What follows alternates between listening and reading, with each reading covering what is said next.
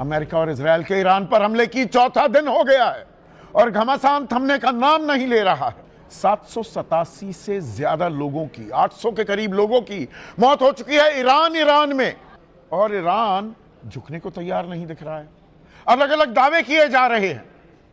शुरुआत में कहा गया था 4-5 दिन की बात है, कमर तोड़ देंगे ईरान की, यह डोनाल्ड ट्रंप ने कहा। अब वो कह रहे हैं या कह रहे थे 4 से 5 हफ्ते लगेंगे, यानी कि 30 से 35 दिन। अभी ताजा दावा किया है कुछ देर पहले ही डोनाल्ड ट्रंप ने कि ईरान कह रहा है बस करो, पर अब बहुत देर हो गई, now it is too late. अब मुकम्मल अंजाम तक ही पहुंचाएंगे इस युद्ध को। वो अंजाम क्या है, वजह क्या थी, युद्ध कैसे शुरू हुआ, क्यों हुआ, ये अभी समझ से परे है। कहीं परमाणु हथियारों की बात की जाती है तो कहीं रिजीम चेंज की, यानी कि तख्ता पलट की।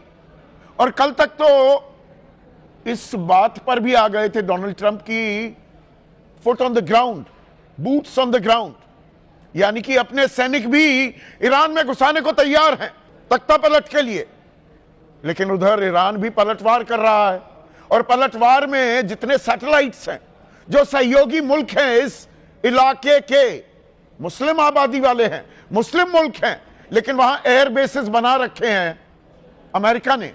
वो कतर हो, कुवैत हो, ओमान हो, यूएई हो, सऊदी अरब हो, बहरीन हो। अब वहां ईरान हमले करने लगा है, और ईरान का शीर्ष नेतृत्व, टॉप कमांडर्स, वो तो हो गए हैं खल्लास, लेकिन एक नया तरीका भी इजाद कर लिया है। तैयारी कर रहा था ईरान, मोज़ैक डॉक्ट्रिन कहते हैं कि सर अलग हो जाए तो भी शरीर काम करता रहेगा। 21 टुकड़ियों में पूरी सेना बट गई है, और हर कोई अपने हिसाब से इंडिपेंडेंटली काम कर रहा है।